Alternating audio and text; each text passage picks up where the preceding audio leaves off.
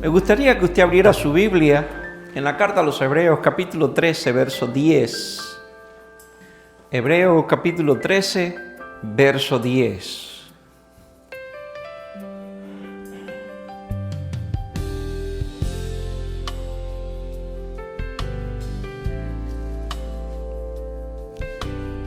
Este versículo bíblico nos enseña sobre un privilegio que es único. Dice así: tenemos un altar del cual no tienen derecho de comer lo que sirven al tabernáculo. Oiga esto: tenemos un altar del cual no tienen derecho a comer los que sirven al tabernáculo.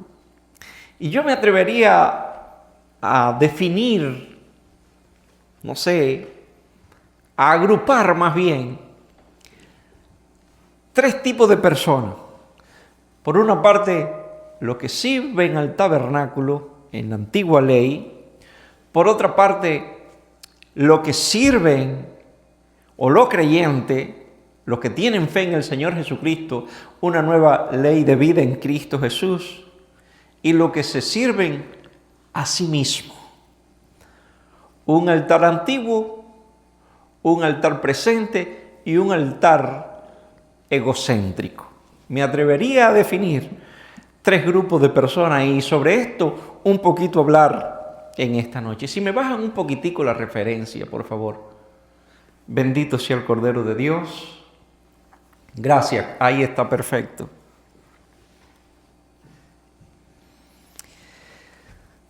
Según la primera verdad que se nos muestra en este versículo número 10 del capítulo 13 a los Hebreos, nosotros poseemos un altar, ¿sí? Algo que tenemos, algo que es nuestro, algo que alguien nos otorgó, nos ofreció, nos regaló, algo que alguien dispuso para nuestro uso, para nuestra bendición, para nuestro beneficio. En tal caso, un altar que poseemos y no que visitamos. Y esto es lo primero que yo quiero, este es el primer principio que yo quiero que usted capte en esta noche. Un altar que poseemos, no que visitamos. Sí, en este principio, en esta verdad, según el versículo número 10, dice, tenemos un altar. No dice exactamente que nosotros lo construimos, que nosotros lo fabricamos o que fue esfuerzo de nuestro humano esfuerzo. No, dice, tenemos un altar. Pero si leemos en su contexto general, entendemos o vamos a entender ciertas verdades. No es un altar terrenal, pues no se le está hablando a ningún grupo de creyentes, sino más bien a la iglesia. Bueno, la iglesia es un grupo de creyentes. No se le está hablando a los judíos antiguos, a los que practicaban la ley de Moisés, a los que regían su vida bajo el sacerdocio levítico. Está hablando a la iglesia, a los creyentes, a los hebreos que tenían fe y estaban dispersos por cualquier parte del mundo, por supuesto del mundo conocido. Le está diciendo, no es un altar terrenal. ¿Por qué? Porque en todas las culturas, escuche esto, en todas las culturas y en todos los tiempos, siempre ha existido una conciencia de fe. Oiga esto, una conciencia de fe. Que aquello llamo conciencia de fe a una especie de creencia o de un sustento espiritual que procede del más allá o que está fuera del conocimiento, del cual no tenemos todo el significado ni todo el conocimiento, pero que se respeta. ¿Ya? De ahí que los antiguos, los indios, creían en la luna, en el sol y en otras deidades. Otras religiones, más bien del oriente, creían en otros astros, creían en ciertas deidades, algunas se veían y otras que no. A todas esas deidades se le hicieron figuras ídolos. Lo cierto es que esta gente tenían cierto grado de fe. Y aunque estaban errando en el blanco, no podemos ignorar, no podemos negar que tuvieran fe. Y aunque hoy nosotros podemos decir no era una fe verdadera, no podemos decir que no tenían fe. Porque la fe verdadera, básicamente nosotros empezamos a tener comprensión de ella en el llamado post-Abraham. ¿Verdad? Cuando Dios se revela a Abraham.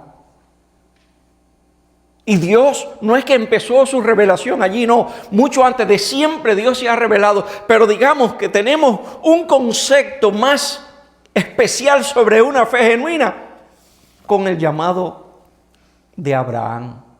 Y probablemente Abraham, antes de este llamado, era un idólatra que creía en otras cosas, pero que tiene un encuentro con Dios, o Dios sale a su encuentro.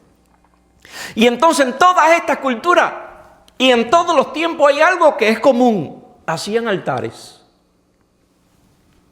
Fabricaban altares. De piedra, luego de ladrillo, de madera, de lo que sea, pero hacían altares. Y sobre esos altares, sacrificios. Y sobre esos altares se ponían ídolos, figuras humanas o figuras celestiales. Pero lo cierto es que la gente dedicó ciertos lugares y fabricó allí altares para el cual o en el cual adorar o tenerlo como sagrado. Sí. Y en la escritura antiguo testamentaria nosotros encontramos en múltiples ocasiones donde Dios mandó a fabricar altares, donde la gente hicieron altar sin que Dios se lo mandara, pero en representación de Dios, en conmemoración de lo que Dios había hecho. Sí, diferentes altares encontramos en la escritura antiguo testamentaria. Así que digamos, el altar básicamente era una definición de fe, una proyección de fe. Independiente de qué fe, una proyección de fe. La gente hacía altar, lo dedicaba como sagrado y en eso vivía, se movía y lo tenía por sagrado. Y estorbarlo, destruirlo era básicamente profanarlo. Entonces viene el escritor a los hebreos y nos hace una declaración. Verso 10, ¿no? Tenemos un altar. Bueno, también nosotros tenemos un altar. Pero a diferencia de ello, el altar nuestro no es físico. A diferencia de ello, el altar que tenemos nosotros, que poseemos nosotros, que nos ha sido dado, no es un altar para sacrificios de animales, ni sacrificios humanos, y mucho menos para colocación de ídolos o figuras de adoración. No, nosotros tenemos un altar y en ese sentido es un altar espiritual. Un altar que no se construye con ninguna clase de material humano. No de piedra, no de ladrillo, no de madera, no de hierro, no de bronce. Tenemos un altar que es espiritual y por ende no se construye con ningún material. Y en tercer lugar, o parte del segundo lugar, no solamente que no es un altar material, sino también que se recibe. Nosotros tenemos un altar porque lo recibimos. Eso es lo que dice el texto. Nosotros tenemos un altar. No podemos fabricarlo. No podemos construirlo. Porque no es físico, es espiritual y lo que hacemos es recibirlo. Y si lo recibimos es porque es alguien o alguien nos los ha dado. Ahora, me atrevería a decir una frase que es un poco polémica. Este altar no está en Jesús. Este altar es Jesús. Tengo que terminar la frase, si no ahorita me acusan de apóstata, ¿no? De apostasía, de blasfemia. Este altar no está en Jesús, ese altar es Jesús.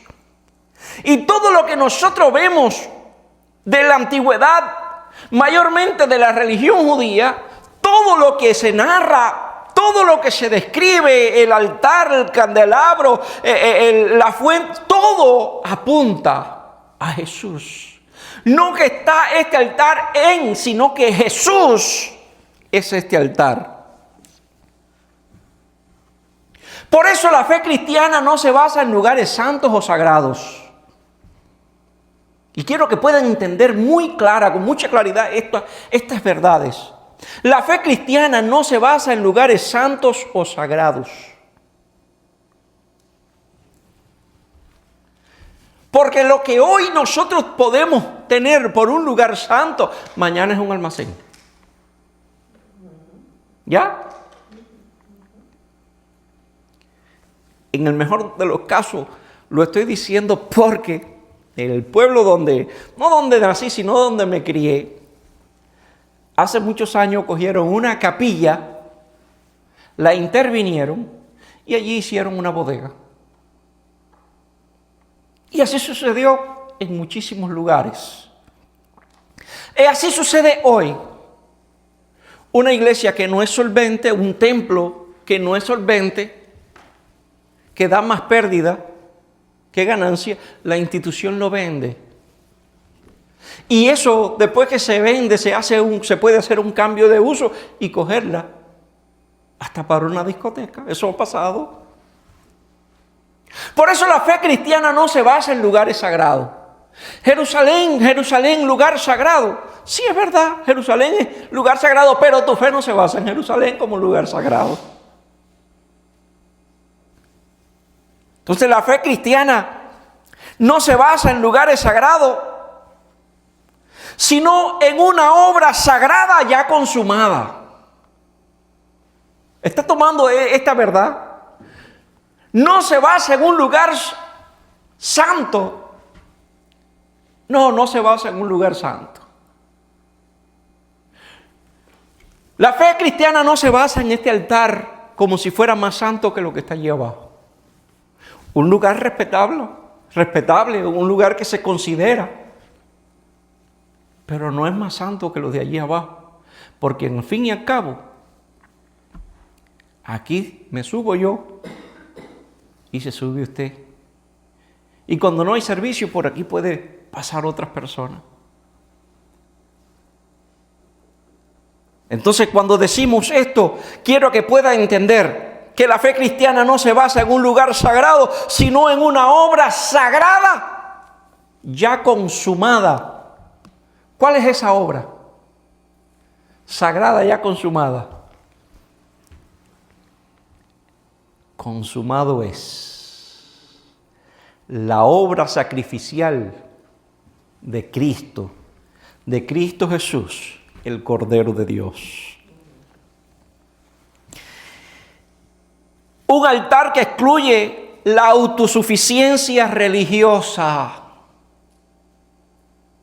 Sí. Dice el texto, el versículo número 10, del cual no tienen derecho de comer. Leemos el versículo número 10. Tenemos un altar del cual no tienen derecho de comer. Y la otra parte después la decimos. Sí. Ahora, la palabra comer que está tratando de aplicar el escritor a los hebreos no es ingerir alimento. Porque recuerde que el altar, ¿qué cosa es? Espiritual. Y el altar es Cristo Jesús. Entonces, algunos no tienen derecho de comer. Significa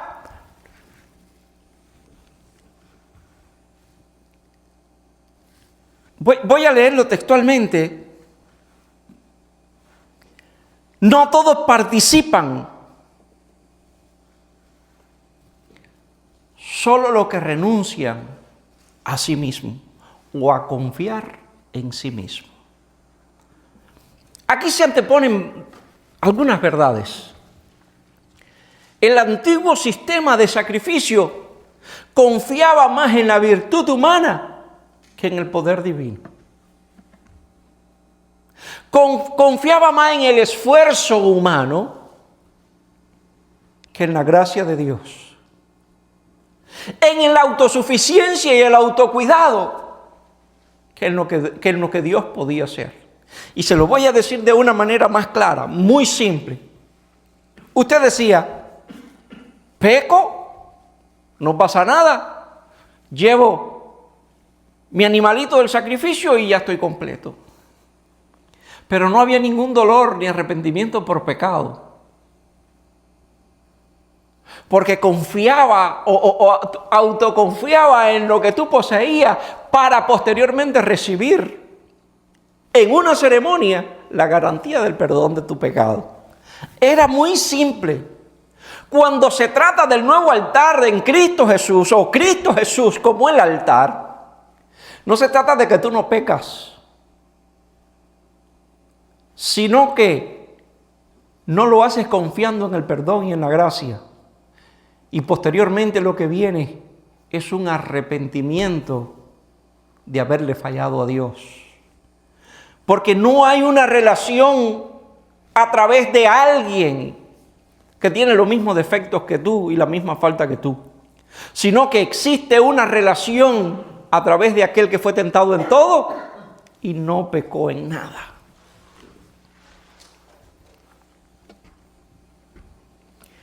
No se accede a este altar por linaje ni por esfuerzo ritual.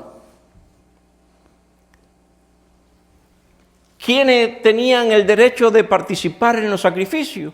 Solo los levitas, ¿verdad? Solo la tribu de Leví era aquella capacitada en todo lo que correspondía a ceremonia y a sacrificio. Y por ahí todo el linaje, digamos, santo tenía que ver allí. Entonces, yo como sacerdote me moría, pero mi hijo era continuidad. No había espacio para más nadie ni oportunidad para más nadie. Pero acceder o tener ese nuevo altar no se accede por linaje, porque probablemente tú fuiste el primer creyente de tu familia. Así de simple. Porque probablemente llegaste a una iglesia un día y recibiste al Cordero de Dios sin que nadie te hablara de Él. Sin ni siquiera tener todo el conocimiento de lo que significaba. O probablemente naciste en una familia donde no se creía en Dios y tú eres creyente y te juzgan como la ovejita negra de la familia, siendo tú el mejor de ella o la mejor. Entonces no se accede a este altar por linaje y mucho menos por esfuerzo ritual. Y el esfuerzo ritual sea la antigua religión judía o el altar de la autosuficiencia. Yo creo, yo me merezco, es así y es como yo digo. Sino que se accede por fe y rendición.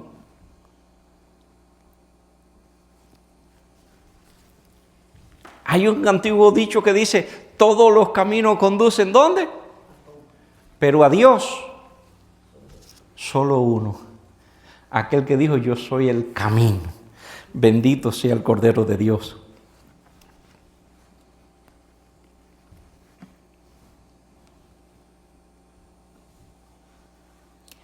El Evangelio no se añade al sistema religioso,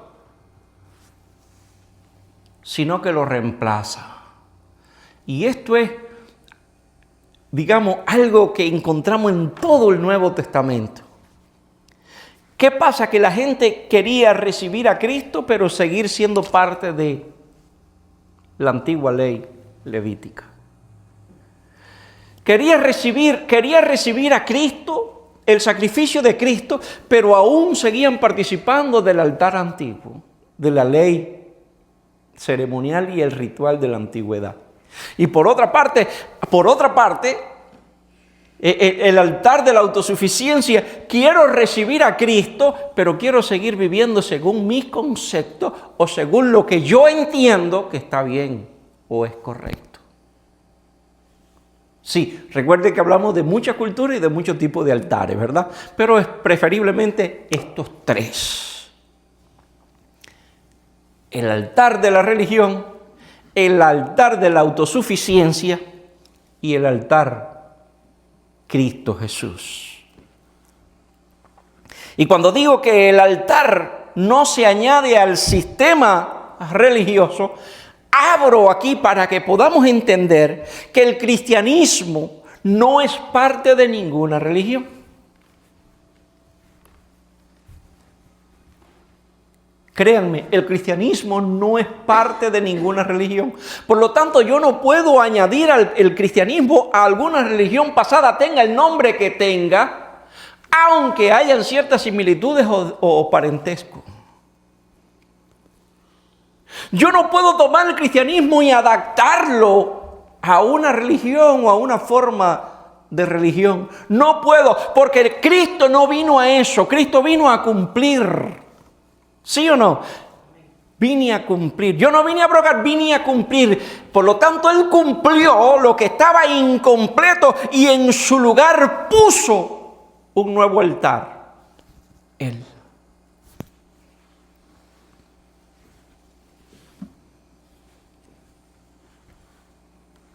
Por lo tanto, es un altar incompatible con el antiguo sistema.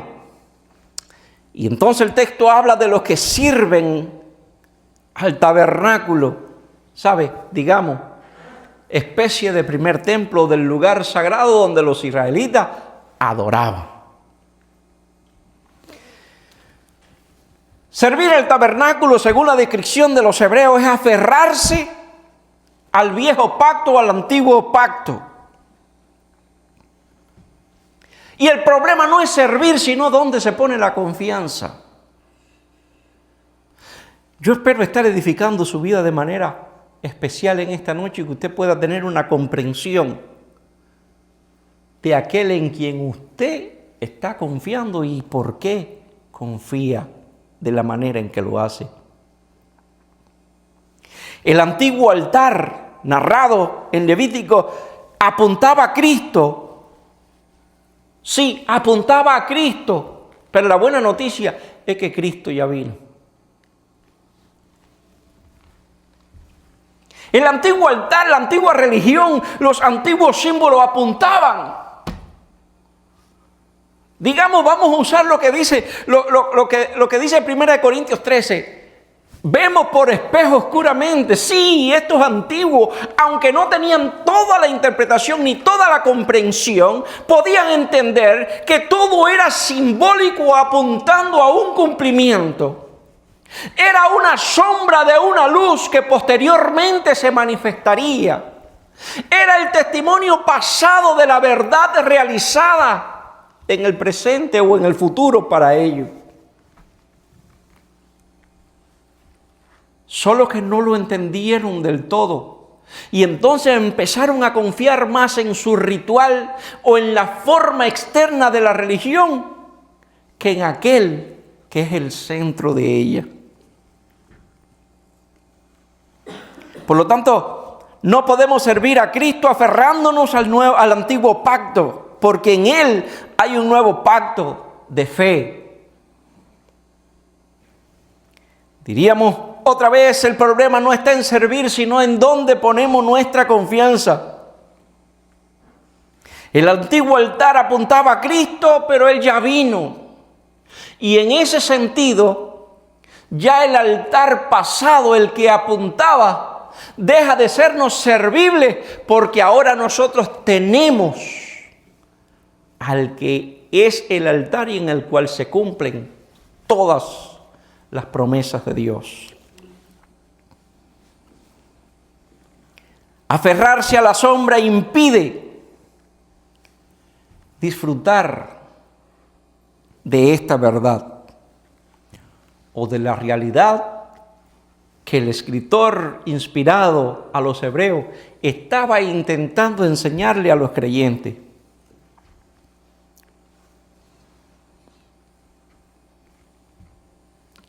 Es un altar que llama a una decisión radical.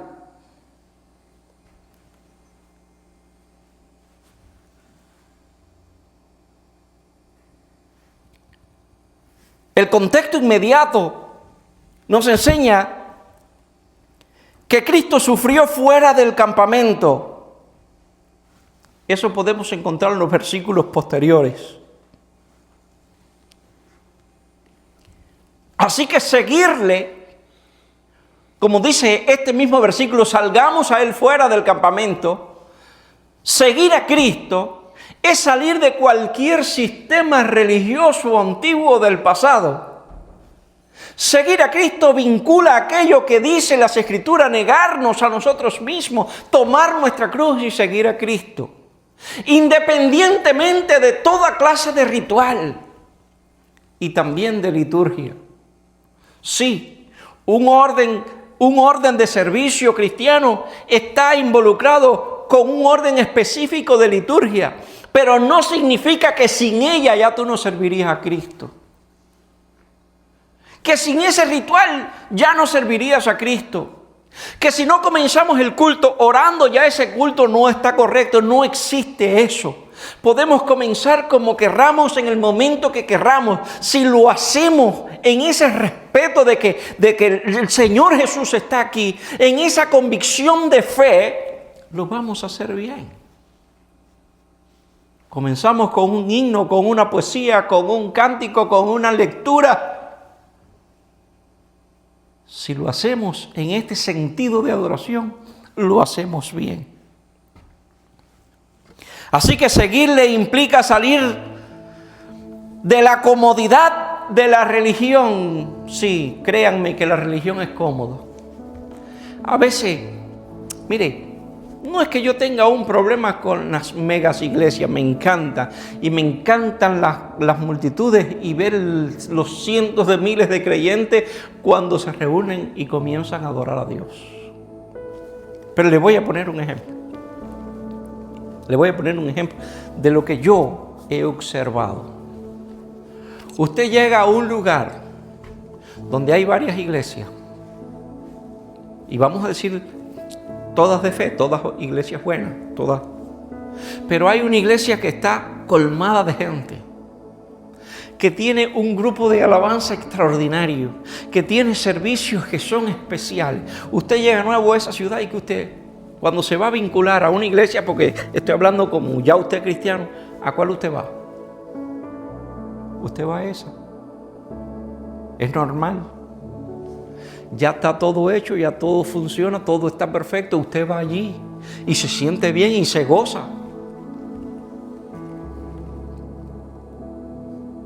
Y eso se llama comodidad. Está bien, no estoy condenando a nadie ni diciendo que está mal. Eso se llama simple y llanamente comodidad. Y en ese sentido de comodidad nosotros nos sentimos cómodos, nos sentimos bien. No hay problema con eso. Pero no te das cuenta que en ese lugar tú y yo somos inútiles.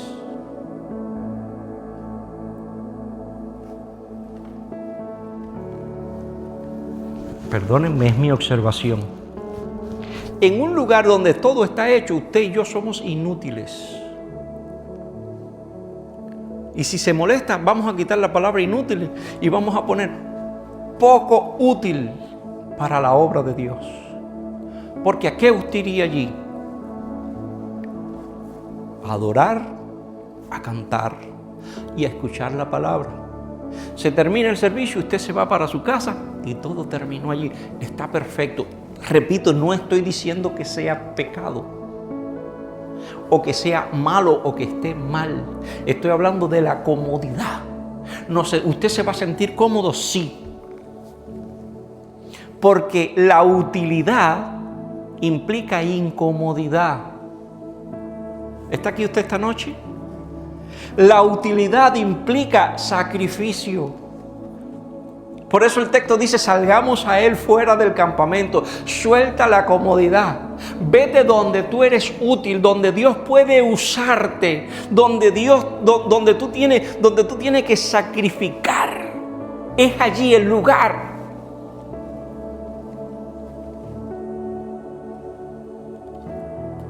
¿Está entendiendo este principio? Esta es mi observación. No estoy diciendo que esto esté en la Biblia. Es mi observación personal. Entonces, si yo quiero ser útil, voy al lugar donde no está completo. Voy al lugar donde falta. Voy al lugar donde yo pueda aportar. Porque, en fin y al cabo, me atrevería a decir, a ese lugar es donde Dios quiere llevarme. Porque Dios no quiere que yo sea poco útil. Dios quiere que yo sea un hombre ocupado en su reino.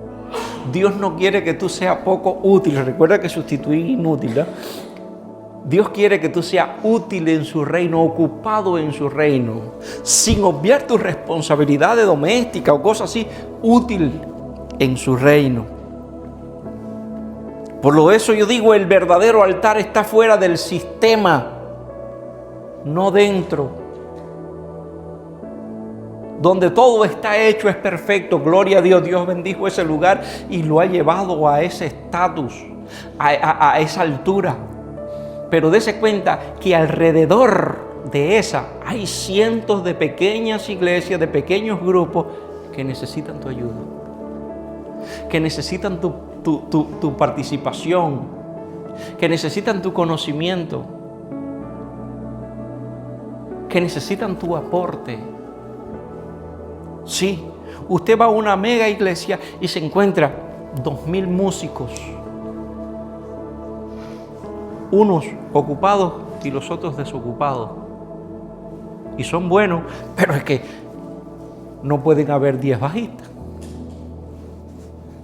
Con uno es suficiente. Pero no te das cuenta que 2 o 3 cuadras más para allá hay una iglesia que está luchando por crecer y no tiene bajista, no tiene pianista. Pero van poca gente. Pero no. Pero que ve donde Dios te lleva, y donde Dios te lleve, tú serás útil.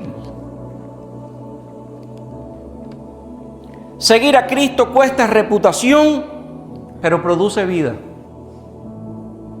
¿Ya? Seguir a Cristo cuesta reputación, pero produce vida. Imagínese yo, nos vamos a poner un ejemplo bíblico. Imagínese aquel que era maestro en interpretar la ley. Siendo tú maestro, me preguntas eso a mí, ¿cómo se llama ese señor? Siendo tú maestro, me preguntas a mí. El problema de Nicodemo, que era un hombre admirado y respetado, un buen intérprete, un hombre muy conocido, estaba en una disyuntiva: o sigo a Cristo y me cuesta mi reputación entre el prelado, o me afianzo más bien en la comodidad, entre los hombres, y a Cristo lo sigo desde la sombra. Seguir a Cristo puede costarte la reputación, pero produce vida, y eso es más que suficiente. Hebreos 13:10 no nace como un versículo aislado, es la conclusión práctica de lo que se nos viene narrando en los capítulos anteriores. Voy a apurarme un poquito. El capítulo número 9, usted lo lee en casa, el capítulo número 9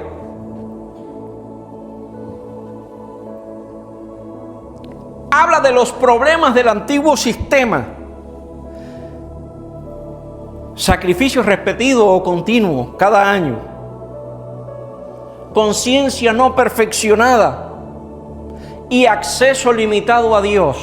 ¿Cómo se accedía a Dios? Únicamente a través de los sacerdotes. El capítulo 10, por su parte, le da la respuesta a los problemas del capítulo 9. Habla de un solo sacrificio, que este único sacrificio es para siempre, y la eficaz y suficiencia de este sacrificio lo narra el capítulo número 10. Entonces, como una sola ofrenda hizo perfecto para siempre a los santificados, 10:14, capítulo 10, verso 14. Por lo tanto, aquí queda claro en este versículo: no hay otro altar que sea necesario, sino solamente Cristo Jesús. Por lo tanto, la conclusión es inevitable.